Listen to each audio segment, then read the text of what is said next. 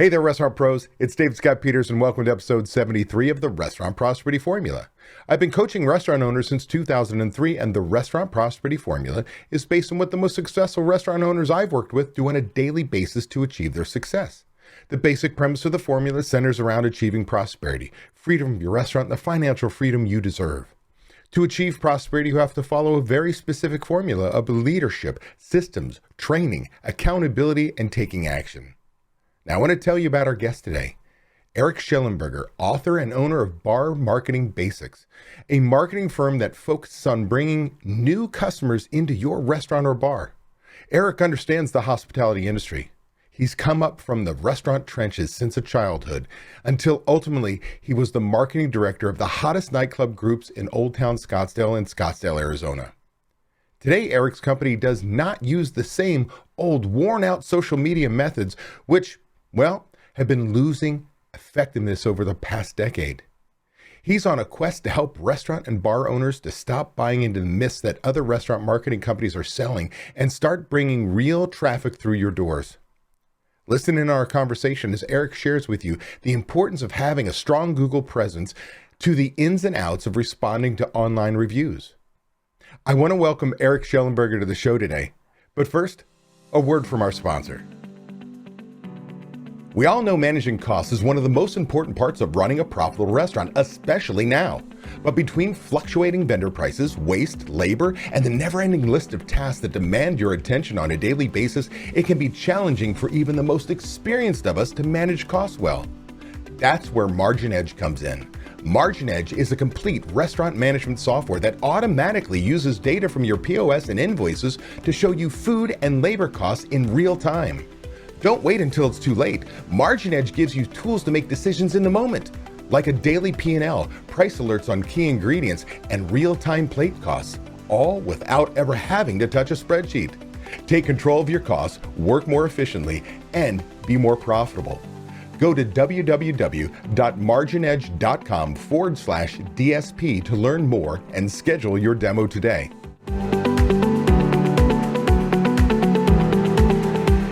Eric, I'm so excited that you're going to join me today. I really appreciate you being here with me. Thank you for having me. Appreciate it.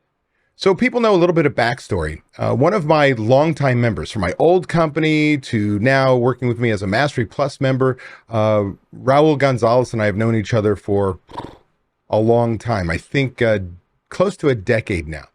And when Raul recommends somebody, I listen because he's somebody who's very engaged in his business, really wants to learn, make things better.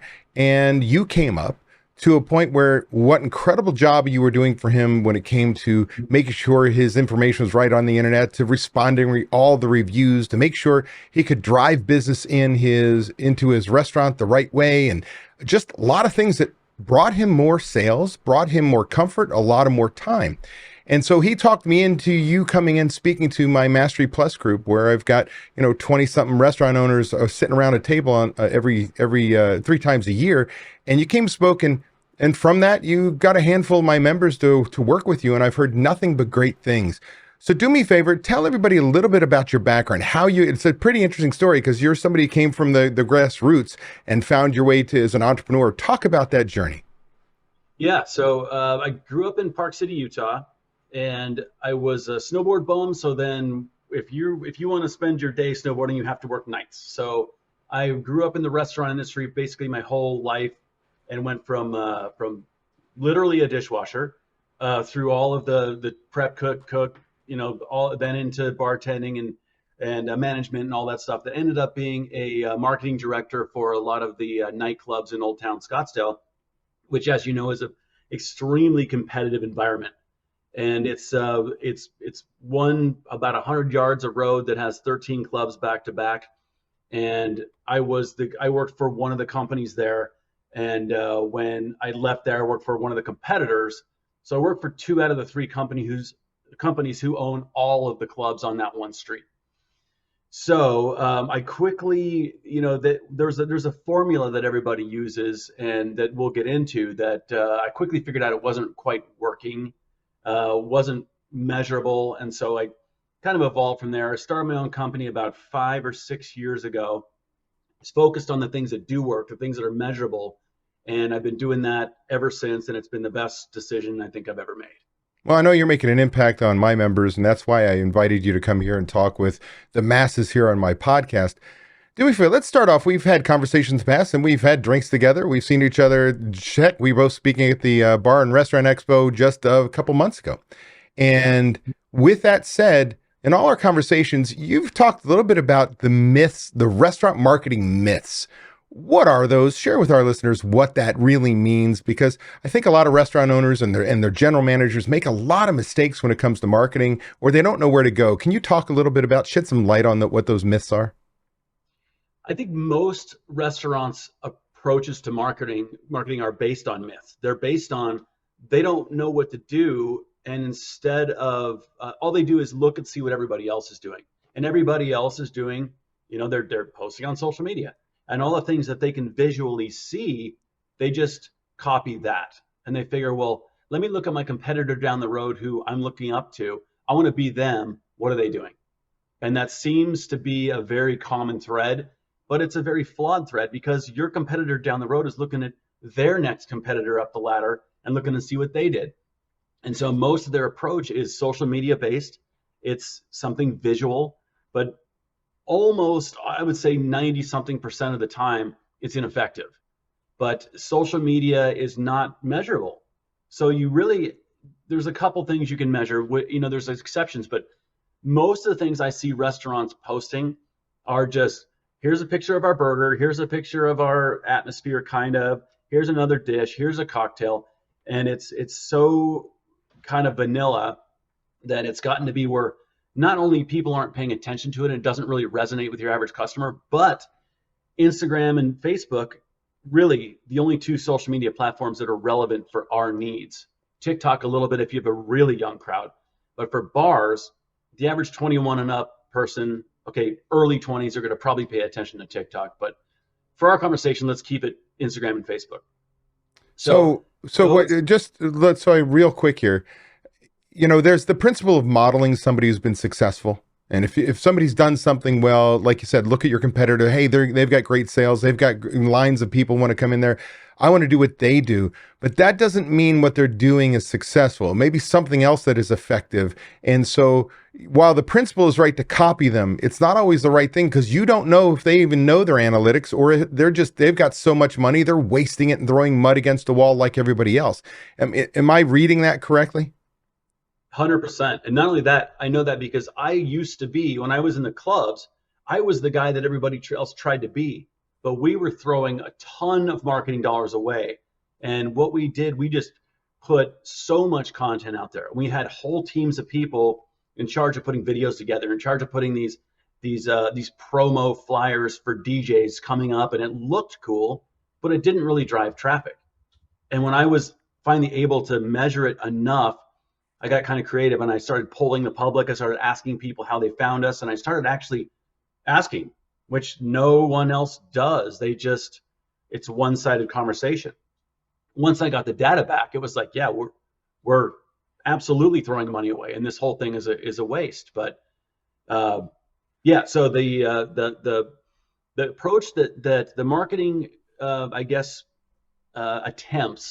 that you can see is all most people have. So all they can see visually, social media, that's it. If somebody is driving traffic through Google or driving traffic through review sites, the competitor to them really can't see that.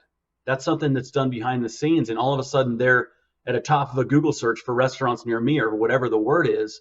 Everybody else looking at that can't see that. They can't see the work or the money or the effort put into that. So it defaults back to social. And I see this a million times, and I see people wasting so much money. And this goes also back to prospective clients I've sat down with. And I asked them the first thing, what's your approach right now? Give me your marketing kind of outline. Well, I have this person who I pay $1,500 a month, and they post on Facebook and Instagram every 3 times a week, and they post pictures of food. How successful is it? 100% of the time, the answer is, I don't know. Because there is no way you don't. And so they just accept the fact that I'm just going to have to pay this person $1,500 a month which is going great, which I think is insane. And they keep doing this month after month, and they keep getting discouraged because they're like, I don't, but they're so scared to stop it because they're thinking, what if this is driving traffic and I stop it? Now all of a sudden the spigot of customers is closing. But I've more times than not, I had a really quick story. I had a client in the past who they lost access to their Facebook page. They're in Old Town Scottsdale, very, very competitive part of town. An other owner, I think an older owner passed away. He took the Facebook password with him. Yeah. So almost coincidentally, an entire calendar year, they didn't have access to their Facebook.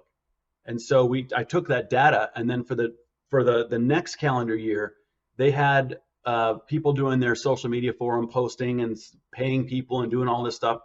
So I was able to go back, and I had an entire year of data versus the next year of data, exactly the same situation, exactly the same markets. This was before COVID, and it was all an equal playing field. And their sales numbers on the second year went up. So I'm sorry, on the first year were up. So when the year they were not doing social media at all, they did better numbers. Not to say it was failing them, but to saying it wasn't helping them at all. So what do I do then? I mean, if I'm an operator, we all know we've got to be on social media. One of the things that I've learned, and you can correct me if I'm wrong, is number one is be consistent. Pick a platform, be consistent. Don't go out and spray everything. Like, you don't need to go jump on TikTok and Instagram and Facebook and LinkedIn and, Discord and Twitch and anywhere you have anybody, because then you're not consistent. The most important thing is being there present, being consistent with your message and so on. If that is right or wrong, please tell me. And with that said, what should I be doing? Like, if I know that I'm just putting up a picture of a burger, that's not driving customers, that's not creating interaction, that's not creating a bond with my guests, what should I be doing?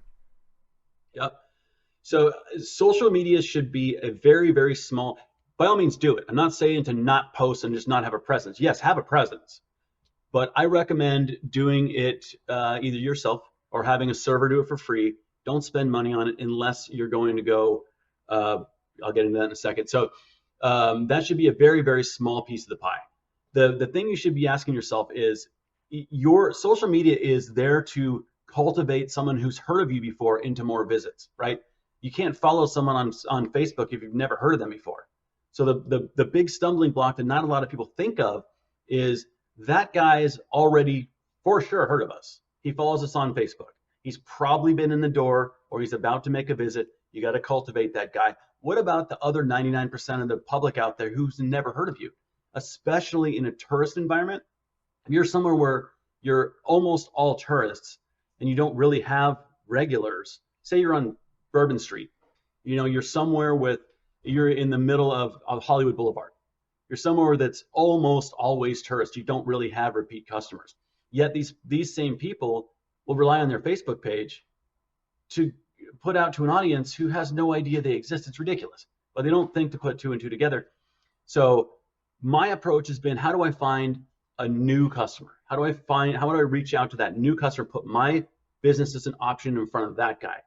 And it's pretty obvious, but a lot of people don't understand how to work this system. Is three things: Google, Yelp, TripAdvisor. Okay. So if you're Google, obviously, I mean, it's the number one tool that drives traffic other than word of mouth. But again, if you're say you're in Bourbon Street, word of mouth is great. You're going to ask your hotel concierge or your Uber driver or whoever for a suggestion. Short of that, you're relying on Google. I mean, or Yelp. You type in the restaurants near me, and there's your leads.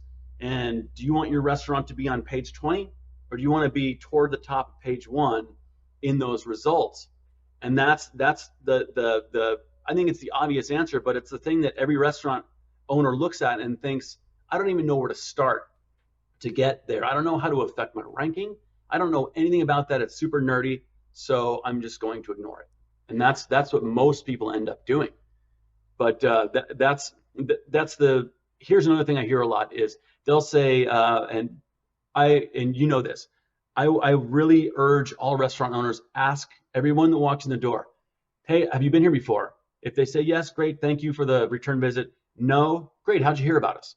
if you start asking that, how did you hear about us question, there's your answer to what marketing avenues are working and what aren't. It's really, really simple and it's free.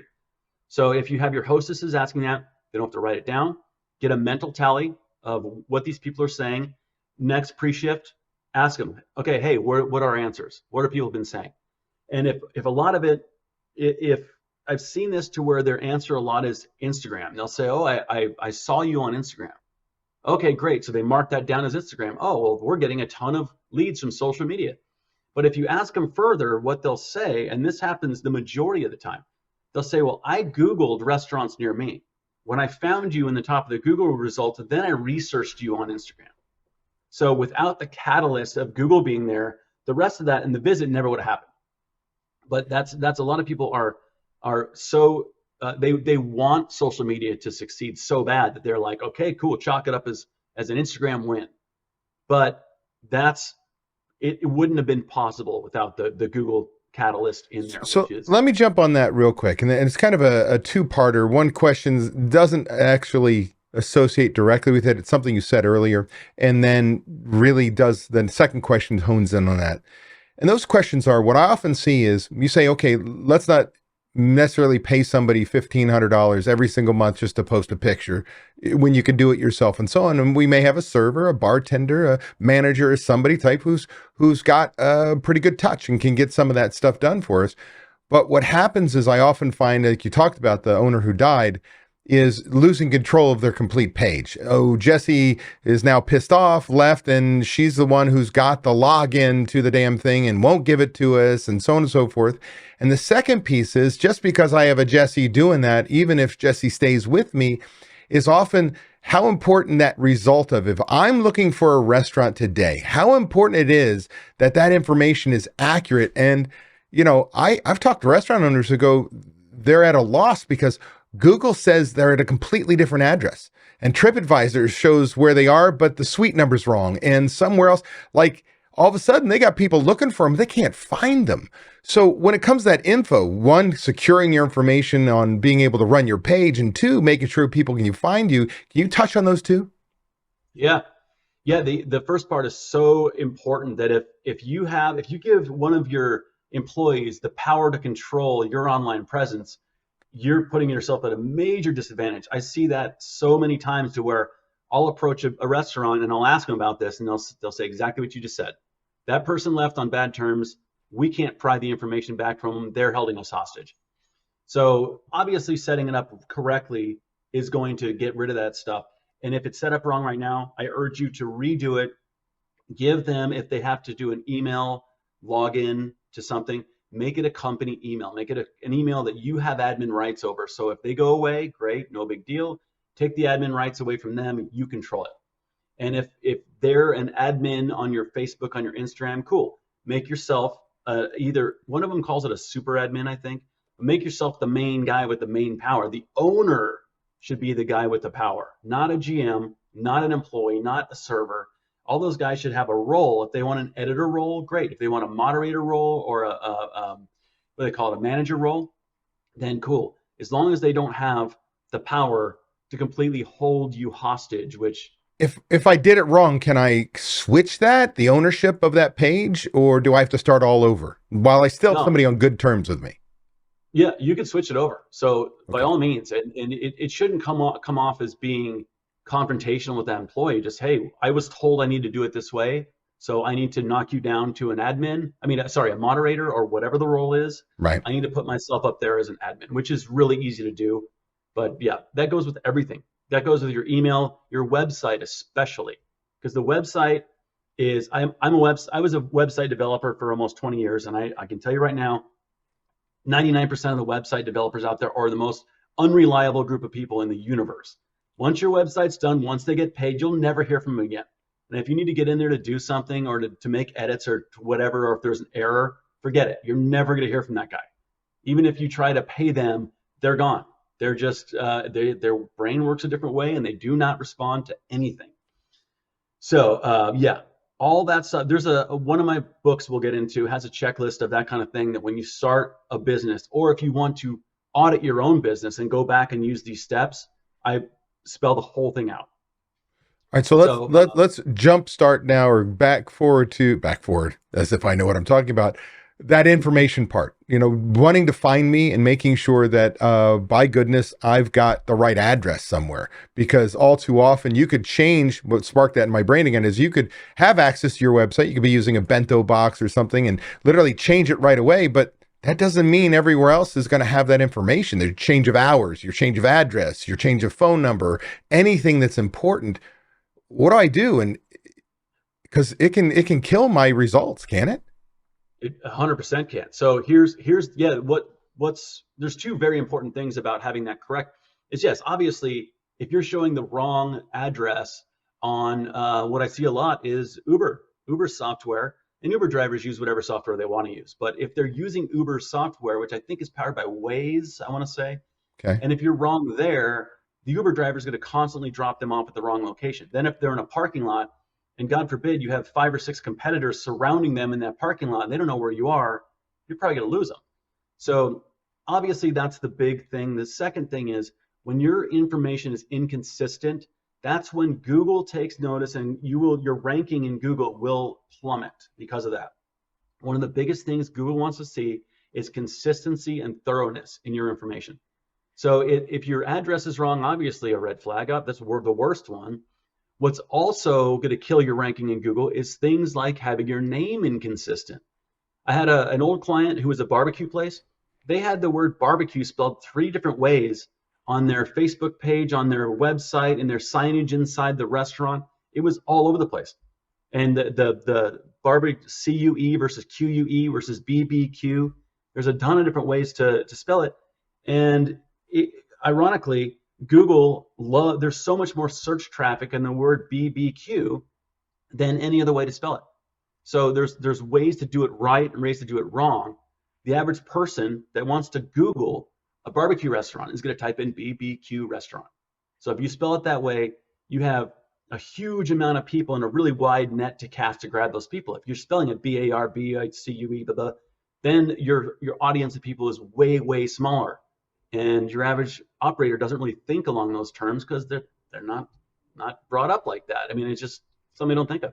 Well, and I think about Facebook, I think about Google results, I think about Yelp and things like that. But so how many other places is there information? I didn't think about Uber. I didn't think about Lyft. I didn't think about those kinds of services. How important that is. Like, how many different spots is a restaurant's information and potential flaws that it's not accurate? So hundreds, thousands. My software that I use when I optimize a client's online presence and I optimize their Google presence, my software will connect them on 75 different directories. Wow. So a directory is anything from Google, Yelp, Facebook is a directory. Anything with a list of other websites is a directory. So they include there's a bunch of oddball weird ones that yp.com, which is old yellowpages.com. There's a bunch of weird directories that you don't really think of and they don't necessarily drive traffic, but Google cares if you're correct and thorough on those. There's also the GPS systems in the newer cars. They're all connected through stuff like that. Voice command stuff, Siri, Alexa, Google Assistant, all that is powered by all these different directories. So if you're wrong once, you could potentially be wrong hundreds of times across the internet. And that's a lot of times when people are frustrated because they're on page 5 of the Google results for whatever their term is. Could be a major reason why, and it's not visible. It's not a visual thing. So they just get frustrated and say, well, screw it. I don't know how to do it. And that'll be that. Well, I don't think most people forget about not knowing how to do it. They don't even know to look. I mean, I certainly wouldn't know to look. And I remember learning that from you when you came to speak to the group. And the beautiful part is we'll get to the end is this is something you can help somebody with, because there's no way in hell as a restaurant operator, I'm going to be sitting there going, well, now I need to learn how to update 75 different directories and spend the time to do so. And if I do it wrong, or something updates, I won't know. And that's where you come in. We'll talk about that in just a little bit. But I think that's extremely important. People understand that it's not just you put up the website. It's not just you put information out there. If somebody took wrong information, it's being dittoed throughout the internet, and it's what's screwing you up. It's why you're not getting the traffic you should be when somebody's looking for you right now. And that's when they want to spend money. Yep. All right. So along this line about having the right information being found, I've got my cell phone in my hand and I'm talking to you over my computer. I've noticed, and you can tell me I'm completely full of shit, but if I search for a restaurant on my computer versus on my cell phone, I get different results. Am I smoking dope, or is that a real thing? That's 100% a real thing. So I had the weird situation of being in a client's boardroom when they said, okay, you've been doing this search engine optimization, this SEO work for us for a couple months now, and we're not on page one, blah blah blah blah blah. So okay, well, let's sit down and look at it. So in this coincidental situation, we happened to be in a boardroom with there was four different people there. One had an iPhone, one had a Droid, a Samsung, one had a MacBook, and one of them had a PC. Two, two different computers, two different phones. So I had them search for exactly the same word, same exact. It was I think it was a burgers near me or a pizzas near me, whatever their concept was. And so from that same exact search term, we got four completely different results. In one of them, they were number one. In one of them, they weren't even on the map. They were go to page 10, they're still not there. The other two were kind of in the middle. So the factors that determine that are, yes, devices and mapping software use completely different methods. Apple defaults to Apple Maps. Apple Maps, in my opinion, is the most flawed platform in the universe. But a lot of people, especially older folks like me, will, if they have an iPhone and they just go to a search, they think they're on Google, but they're on Apple Maps because it looks very similar. So they'll show up and they'll tell the restaurant owners, your hours are wrong on Google, and they'll get a hold of me and no, it's not Google, it's Apple Maps, and yes, they're terrible. So the other factors are if you're logged into your Google account and Google knows that you've Googled your own restaurant 100 times in the past, it's going to default to that one because Google thinks, okay, I know what you want. I know every time you type in that search term, the one you click on is this one. So I'm going to put yours toward the top. So one of the other myths is restaurants will say, well, I'm already at number one because I Google myself and there I am. Well, yeah, if you're on your own device, logged into your own Google account that knows your history, of course it's going to put you near the top. So log out of all that stuff, go into a different device, go into a maybe it's a regular at your bar that is totally disconnected to your search history. Have them look it up, see what the results are there, and you'll see the results are completely different. So just because you don't show up for restaurants near me search doesn't mean you're not going to show up for the next guy or vice versa. So, keeping along the idea of search and the importance of correct information, let's talk about shitty and good reviews. Because if there's one thing that I always get upset with is I see restaurant owners replying absolutely incorrectly to a review, or worse yet, ignoring reviews altogether. That's not my customer. And truly not understanding. It's like the love-hate relationship. I'll use Yelp as an example. And depends on where you are, whether Yelp's your deal, Google's your deal, TripAdvisor's your deal, meaning the priority. But they're all important because it depends on the consumer, where they're coming from and what they're used to using. But what I often see is that a lot of restaurant owners see a bad review and their first response is, oh, that's not my customer. Like they don't know me. And I want to say that where there's smoke, there's fire. You may think you've got a great restaurant and a great staff, but it only takes the one bad apple, the one that you weren't going to fire because you're short-staffed, that allows you to tear down your business one customer at a time, which is now thousands because they type in the customer had a bad experience, they type in that review. The other part is some people are malicious as shit, and you have an employee who gets fired and they attack the restaurant and open up false accounts one after another, and they go after. And as an operator, how the hell do I keep up with that? So it's a really long-winded question for what the hell am I supposed to do with reviews? So I think that the wrong answer is to ignore it, which a lot of these, if you're on any of these Facebook restaurant owner groups that I'm in, every time someone posts that, I don't say a thing. I just watch for the result, for the replies. Like, I got this 1-star review, and a lot of the answers are, screw that guy. I don't care. Nobody cares about Yelp, and I don't even look at that stuff. That's exactly the wrong attitude to have, because whether or not we want Yelp to go away, Yelp's not going anywhere. They're losing a little bit of market share to Google, but online reviews in general are as more widely regarded by the public as they've ever been. We talked a little bit about this in the talk I did, that when I polled the public, the number one biggest draw of bringing new customers into your place was obviously word of mouth. The second one next to word of mouth was review sites.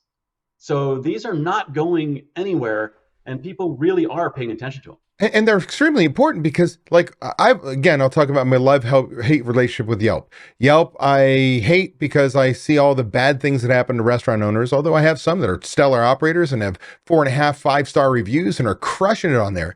But as a traveler, when I get into a town I don't know, I can go onto Waze and go to Google the Maps and I look around at the restaurants, but I usually default to Yelp. And what's important about that for people to understand is when somebody's searching on Yelp or a TripAdvisor, they have money in their wallet and they want to spend it right now. It's not 3 weeks from now, I want to plan a wedding, or I want to come in and, plan a happy hour with some friends, and maybe we should get together on the 16th. It's like, I'm in town now and I'm looking for somewhere and I want this now. And so it becomes extremely important that, again, that as you're getting those reviews, that you're at least in the middle to up. Otherwise, I could make a decision going, holy crap, a 2-star review. I may not even take the time to read them. And, we need a strategy on to get yourself up there on the reviews, because all too often, as we all know, you could have great reviews just absolutely buried. I don't know what they do with their algorithm, but it gets buried. So being consistent on that is extremely important. Am I wrong in that? And if I'm not wrong, what, as an operator, how do I get more reviews on there to help boost it? Yep. Review rating and review volume are extremely important. And that really, it affects your online presence in so many ways that it's going to take me 2 hours to explain it, but it is very, very, should be top of mind. So yes, review rating is your star better be a 4.0 or above. Anything in the 3, not only is a 3.9 to a 4.0 seems like who cares, but in Yelp, sorry, I have dogs. It's okay, all good. So in Yelp, the color of your stars goes from like red to orange to yellow. Hey, it's okay. Sorry. Don't worry about it. The color of your entire star rating will start changing, and we'll start just looking to where someone's going to scroll right by that. If they see the orange or the yellow, they're like, oh, well, that's obviously a terrible restaurant. I'm not even going to give them a shot. And so if you're 4.0 and above, your star rating is going to be red. It's going to look attractive, and it's going to be something that someone's going to scroll through your reviews. They're going to read some good ones, read some bad ones. And if you've got some bad ones, somebody can tell, okay, this guy's obviously just complaining just to hear himself complain. But one of the big things that everybody misses on this aspect is you need to respond to all your reviews. And response to the reviews is such a huge factor. So I'm that guy that's doing a right here, right now search. I'm about to spend my money. I'm scrolling through these. Most places, no responses. Or some people will put out fires, like the 1 stars. Hey, please reach out to me to discuss. That's it. It's like, that's not really a response. That's just doing the least amount of work possible. And so the negative ones, obviously you have to put out fires, but when you respond to these, respond knowing you're not really talking to the author of the review as much as you're talking to the restaurants near me guy who's looking at your reviews. So when these are responded to, they have to be responded to in a caring way. Or if the reviewer is completely full of shit, like a lot of them are, you can respectfully call them out. And it's like they're so disrespectful at the door. I can't believe how I was treated. They just didn't even let me in for no reason. It's discrimination. It's whatever. And I wasn't even able to go in there because they're such assholes. And a lot of times when I talk to the GMs that were involved in this whole situation, they'll say, yeah, this guy was hammered. There's no way we're letting the guy in. It wasn't a script. He happened to be whatever X race that they are. He was just so drunk that there's no way to let him in. So I'll type up a response like, hey, We don't let overly inebriated people in the bar. We invite you back in at a different time to give it a different shot. Now the public knows, with us being respectful, they know, oh, well, there's the real story. The guy was hammered. So there's a way to let the public know this by being respectful, not being confrontational, and basically dispelling all these myths about poor service. Maybe it was, maybe it isn't, maybe it was not. But the main thing that people miss with review responses, nobody takes the time to thank their fans. These guys are giving you 5-star reviews back to back, and most of them are going to be 5 and 4-star reviews. So the fact that most restaurants don't even say thank you and invite them back in is weird to me. But that's just the norm. That's going back to the things that people, the accepted methods of marketing and the accepted things that people do. Is it's never top of mind, and people don't think about it because they look and see what everybody else does. Going back to that, they'll say, well, nobody else is responding to their reviews. Why would I? Well, don't you want to be the obvious choice? How quickly do I need to respond? Like, do I sit down and reply to these every single moment they come across? I know that we can set up a Google alert that says something popped up. Maybe you've got a better tool that people could use. But do I have to jump right on it? Can I do it once a week? Do I wait once a month? Like, what's kind of the rule on that? Magic window is within 48 hours. Okay. So you should by all means do that. But yeah, I get it that's a lot of work in a lot of people's eyes, because they're like, oh man, now I got to find my login. Now I'm not going to remember my password. Now I got to do a password reset. If I do that, I'm going to lock other people out of it, and it's just a thing. So they default to, well, I'm just not going to deal with it, or I'll do it all later. But if you do it within 48 hours, that's really the window you're supposed to do it in. And if you've got, a lot of times those alerts will hit your emails, like Yelp and Google, even TripAdvisor, it'll hit your email, you got a new review. But if that's hitting the owner's email, but the GM is the responsible party, he's never going to see that, or vice versa. Right. So make sure the responsible people are seeing those, or we'll get into that later, have a third party do it. But either way, it just something that has to be done. So what's the upside to replying within 48 hours? What's the downside if I don't, or if I don't at all? So the thing that you want to convey to these people, again, not really the author, but the public, is that, hey, we care, and we take all this stuff in. It helps us solve problems. It helps us get more efficient. It helps us improve. And we do appreciate honest feedback, even if it's bad. If it's bad, great. We're identifying a problem. And that's a lot of the times the feedback that I send over to an owner. Hey, you guys just got this 1-star review. They're calling out this server for, being on their phone the entire time, not paying attention. And they have a no cell phone policy. Okay, it's like, wow, we didn't even know that. And they were probably on their phone when the managers weren't looking. And it's a terrible look. And so now they have ammo to go back, and I'm not saying just go fire people willy-nilly because of a review, but now they have some ammo to use, maybe to address the entire staff and say, you guys, the phones seriously have got to go. That's the number one biggest turnoff when I'm a customer in a restaurant. If I see someone on their phone, especially a bartender with a full bar full of people, that sends a message of anything virtual is more important than you people sitting around the bar. So anyway, something that it just can't be ignored, and it's being ignored way too much these days, I think. And does it help or hurt as far as getting those good reviews, or up the ladder and bad reviews down? Do the sites like when you reply to every review, or do they treat you differently if you don't? Glad you brought that up. So recently, within the last year or so, Google has actually changed their algorithm to where your ranking in Google is going to improve if you respond to Google reviews. Wasn't the case in the past, but now even Google knows that, okay, this is a very important thing. When people do this, side note, the worst thing you could do is copy paste responses. So responses have to be genuine, they have to be unique, they have to be things you type out on a keyboard and not copy paste, copy paste, copy paste. And use a response signature, meaning, so sorry to hear that. Please give us another shot. Ask for me on your next visit, and then that your response signature should be the GM or the MOD, whoever it is that's there, that's on boots on the ground person, their name, title, email address. I would even go so far as to say put a cell number on there. People are like, whoa, I'm not putting my cell number on there. No way. I have my cell number all over thousands, probably tens of thousands of reviews, and I very rarely get hit up. Anyway, if that person can get a hold of you without calling the hostess and have her say, he's in a meeting right now, he's busy right now, nothing I can do. Now they're just even more frustrated.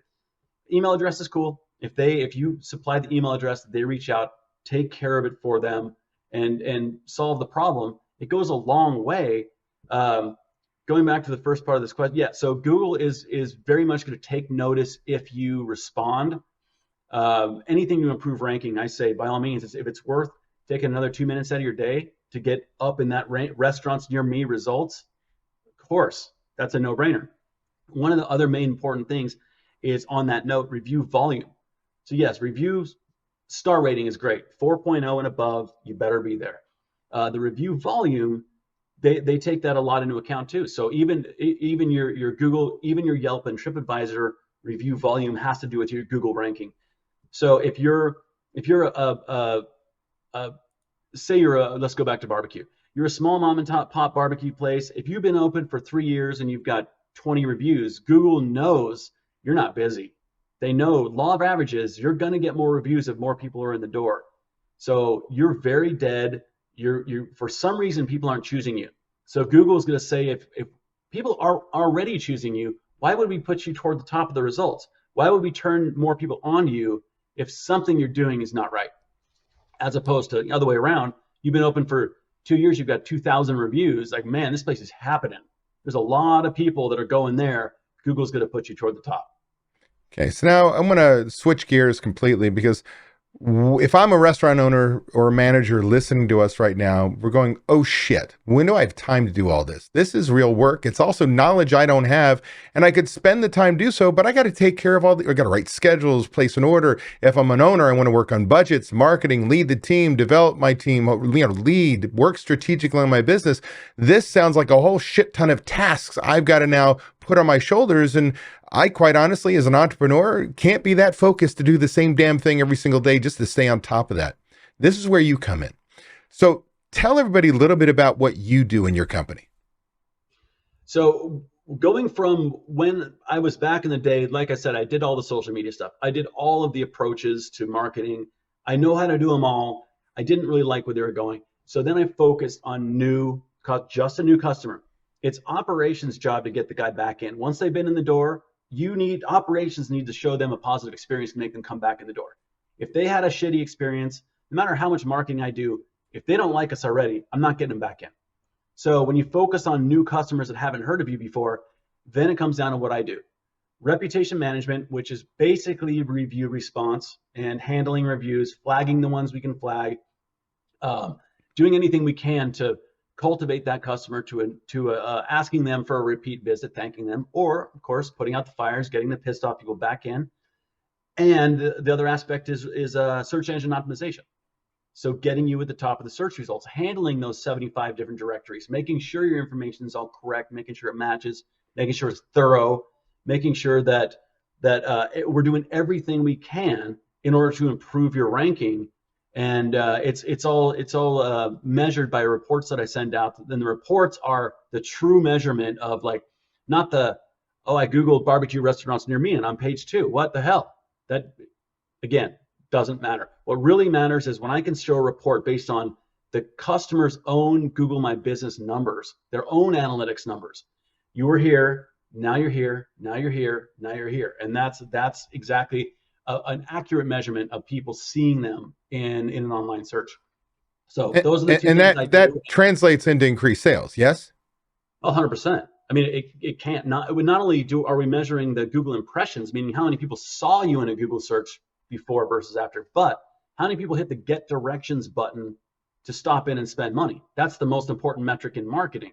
And if most of those 90-something% of those people who hit that get directions button are either going to make a visit immediately, the right here, right now guy, or they're going to make a visit soon. So it's not, people aren't hitting get directions just for no reason. So it's to make a future visit. And so that metric is that's the one that I don't think there's a better one in the restaurant marketing business at all. And a lot of people don't even know their numbers. They don't know where that trend is going, but that's that's the major thing that my reports will focus on. So if I were to say, hey man, Eric, I need you to help me with this stuff, kind of what are the things that you actually help me with? I take on all that stuff and basically create a profile for my clients. And I'll take over the entire thing of I'm going to create a profile. I'm going to put all your pictures together. I'm going to take these pictures and I'm going to optimize them. Instead of img349.jpg, they're going to be, for lack of a better term, restaurants near me.jpg. These are all, and then for every photo, I get to add descriptions, meta tags, alt tags. These are all the things that Google reads. So Google can't see, but they can read. So when it's a picture of a cocktail, I can tell Google this is a picture of a cocktail at a high-end barbecue restaurant, Scottsdale, Arizona, blah, blah, blah. And I can tell them exactly what that is. That all that stuff helps tremendously. And so that's taking all that stuff off the plate of someone who not only doesn't have time to do it, but doesn't know that all these keywords that I can ingest into all this information not only works, but my keywords are all researched. I'll do the work up front and figure, instead of like just coming up with words off the top of my head, with a lot of people do. Hey, I don't show up for private. What's the word that everybody wants? Private events. Private Right. events. Rooms. I don't come up for that. Nobody Googles that. That's why, because nobody uses that term. I make sure my terms are used, and there's a lot of traffic for those terms. Then I ingest those into their profiles and make the things that they don't have time, but more importantly, it's so nerdy, they're not interested. I do the work, I show them the results from their own Google My Business numbers. That's it. What about reviews? You touch those? Am I on my own? How does that work? The reviews, I respond to my clients' reviews on the 4 Google, Facebook, TripAdvisor, and Yelp. Respond to every single review, whether it's a 5 stars with not a single word like in Google. I'll thank them. Appreciate you. Hope to see you again. And that's the most of it. When we get negative ones, obviously, I reach out to, I screenshot it and I send it over a text, because email is not that efficient. So, and I don't automate that stuff, because a lot of this software, it automates it and it kicks them an email. Of course, it goes into spam. They never see it. A month later, they're pissed off. I screenshot it I take a picture of the screen with my phone, which sounds archaic, but it works and it's immediate. I send it out to my client. Hey, what happened here? Let me talk to the GM. I'll get back to you. Here's what happened. Cool. I'll write up a response. Are you good with this response? Yes. Bang. That's it. It's the most efficient way to respond to a review that I've ever seen. Most of the time, within 24 hours, we've talked about it. They know the problem. They know the people. I've responded. The customer hopefully will get in touch with them and make it right. And what's incredible is, if you know all your competitors and people are doing something similar, charging $1,500 a month, and you're not, and you're delivering so much more, you don't have to divulge right now. People need to contact you to find out, but it's kind of crazy that you don't charge enough for the results you've been giving my members. And I think that's a testament to where your core values are, and again, the service that you provide. Now, I want to learn more about this. If you want me to get into prices, I can. That's up to you. Sure thing. You want to bring it out? Bring it. Yep. So $349 a month is what I charge for the search engine optimization aspect. An additional $149 a month is what I charge for review responses. So $500-ish, $499, whatever. That's what I charge per month for everything I do. It's all done through myself. My wife and me are the only people in the company. I don't pass it off to my minions. I don't have a team. I don't go to India. I don't have any of that stuff. It's me personally doing it. Your contact will be me. My cell phone number will be the guy you call. All of our work is done by us. Never monthly contracts, always month to month. I never tie anybody into a contract, because I don't have to. If I show them the results, the measured results with their own numbers, why would I need a contract?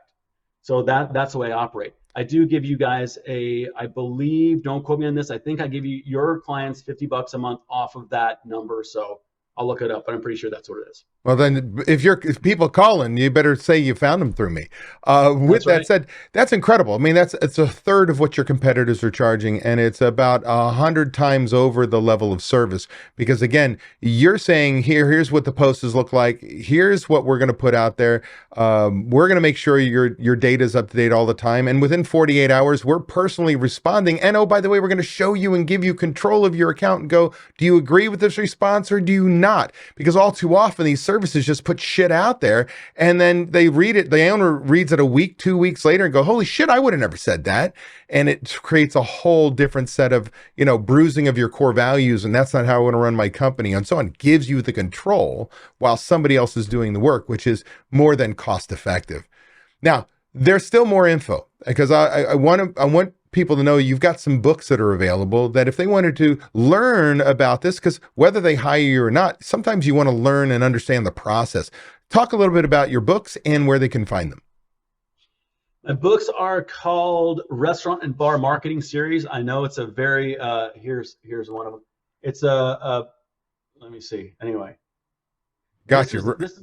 This is the third book in the series, because I gave away all my number 1 and number 2 at Vegas, but they're available on Amazon. They're named something very generic on purpose, because people find them because it's a search term, much like how I have the customers find my clients. But anyway, type in Eric Shellenberger into Amazon or Restaurant Marketing, Bar Marketing. You'll find me. My books are basically full of you're getting an insider view into what works and what doesn't work. A lot of my books are calling out restaurant marketing people. They're calling out different companies who do sort of what I do, but the results are dismal. And it's basically teaching somebody who doesn't know any better. No, if somebody pitches you with this, here's what it really means. If they're telling you this is a result, here's what that really means. If they're talking about hundreds of thousands of impressions, if they just use the word impressions from social media, then that could be an influencer. And the influencer could get eyeballs from all across the country, which sounds great. But how many of those people are going to potentially walk in the door and spend money?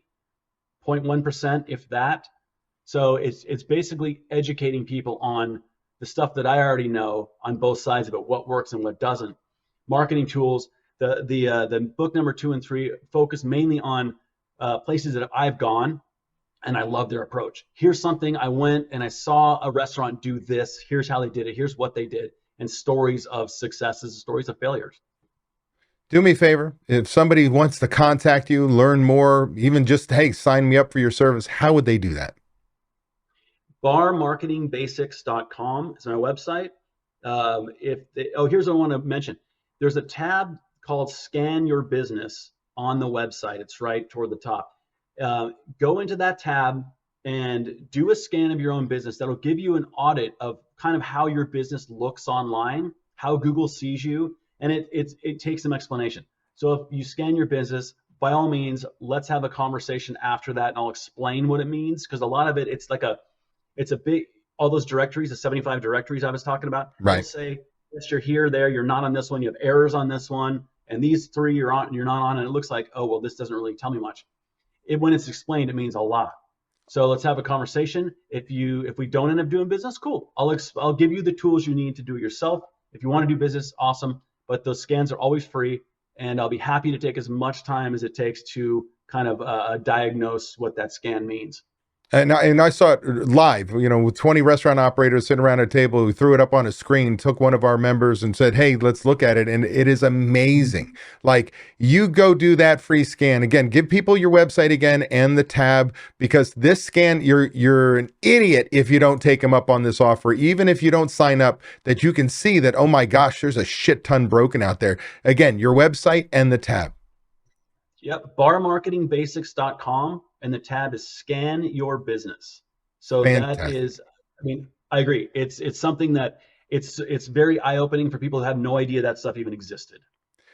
I really appreciate you taking the time to share this information with my listeners, and I know that everybody listening, this is something you've got to tackle, and it's usually not in our bandwidth to say this is what I'm an expert on. And for the price and the service and the results that I happen to know you're getting my members, I know that you are somebody should reach out to.